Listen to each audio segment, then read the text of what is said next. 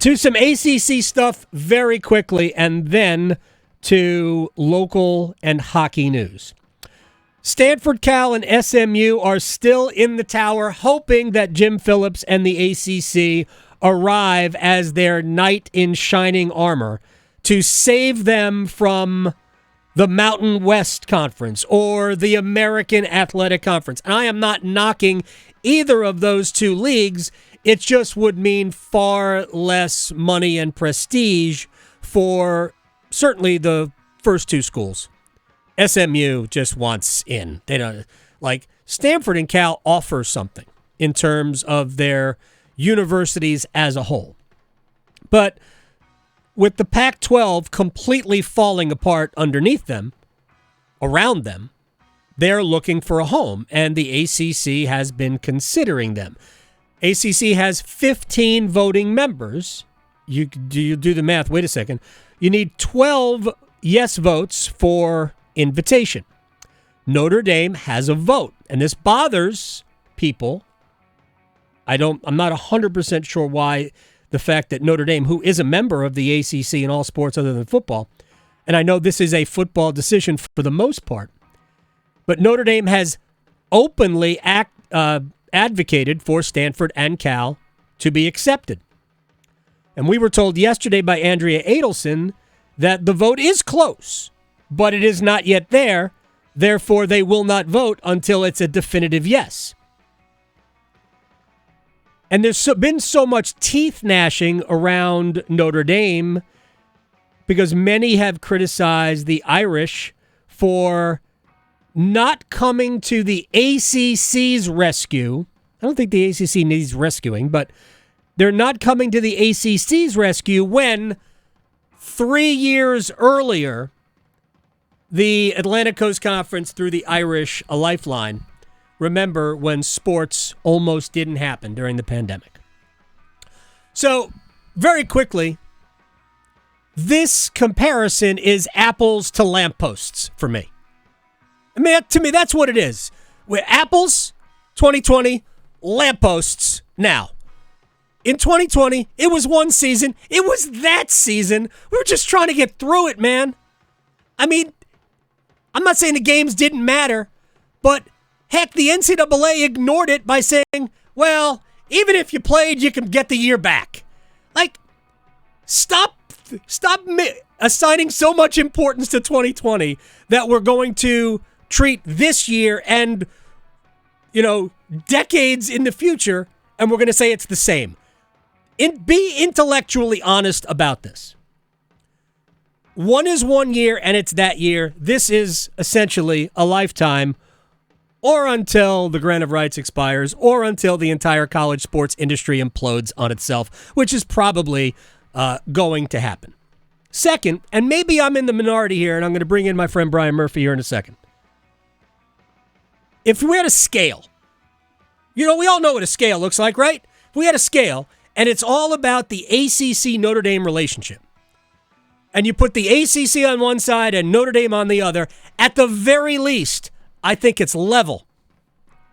If anything, I think the ACC might get a little bit more out of the relationship from Notre Dame, or with Notre Dame. I'm not saying Notre Dame's not getting a lot out of it. They are. But the association with Notre Dame means money to the ACC. The fact that Notre Dame will play a game at Wallace Wade Stadium, which they would never do, ever. Why can't we open our brains and understand that this is a relationship that works well for the Atlantic Coast Conference? Are we so silly and jealous because Notre Dame is a giant fish? I just don't understand why people can't look at it from both sides. Notre Dame, yeah, do they consider themselves special? I mean, yeah, they do. Guess what? They are. They are. The Rose Bowl considered itself special for a long time, and guess what? They were. Brian Murphy, WRAL sports investigative reporter, joins us. Before we get to the real reason that we have you on, do you have thoughts on the last part of my diatribe on the ACC and Notre Dame? Well, I would say two things. One, Notre Dame wouldn't be playing at Carter Finley Stadium either, if not for this deal. Correct. And two, it doesn't change the math. 11 out of 14 and 12 out of 13, as long as Notre Dame's voting in the positive, right, doesn't change the math. You still need, there's 3 no votes. There's 3 no votes. It kills it. Or 4 no votes.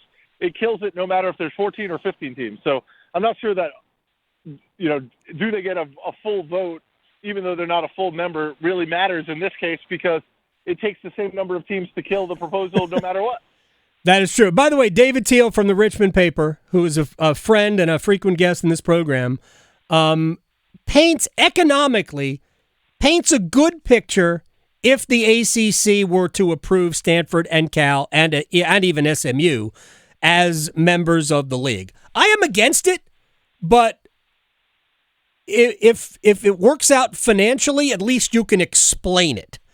And especially with those 2 schools or 3 schools taking limited or no shares, no media money over the first portion of their stay, at least until the league dissolves, then it probably means more money for the existing schools. Maybe not significantly, but again, I'm tired of having that argument. I think we have narrow views on certain things. All right, the real reason that Brian Murphy is on this program today, WRAL sports investigative reporter on X at Murph's Turf, is that give me an update on where we are between the Centennial Authority, the City Council, whatever it is, and the Hurricanes on lease extension and renovations to PNC Arena. It's all happening. It's all happening. We've talked about this. You've probably been talking about this for years, that all 3 things are going to have to go together. At the same time. At the same time. The money for the renovations, the long-term lease, and the rights to develop the area around PNC, and it is all happening at the same time. Just this morning, a committee, a group, has recommended that PNC Arena get $21 million a year for the next 25 years. That will give them the type of collateral they need to get financing for more than $300 million to do the renovations.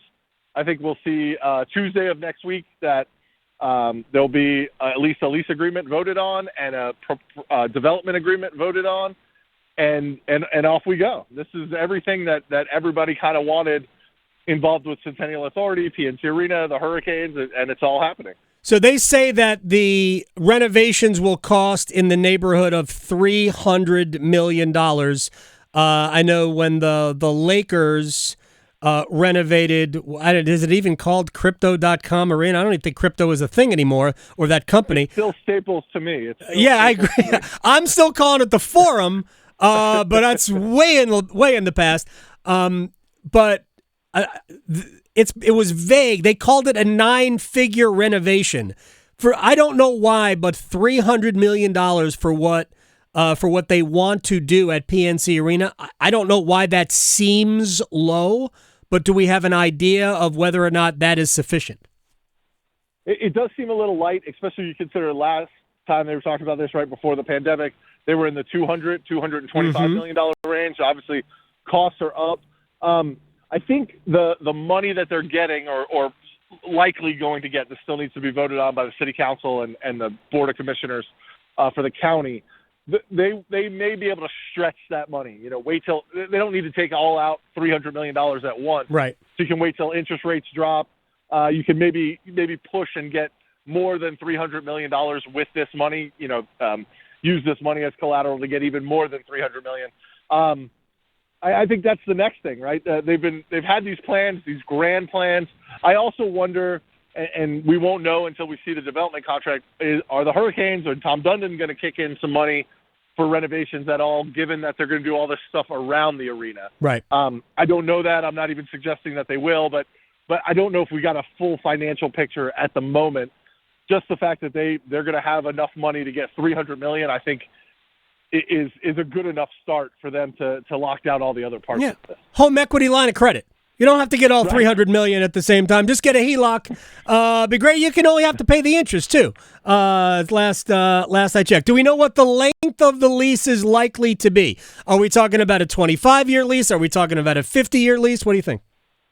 I think 20 to 25 is the range that at least my reporting seems to indicate that we'll be talking about, and that will put Centennial, PNC Arena at 45 to 50 years, and that's probably the life of the arena. When you're having this conversation with the next person that holds my job, 25 years down the line. Wait a second. Then 25 years from now, man. I just hope to be still above ground. Right. Me too.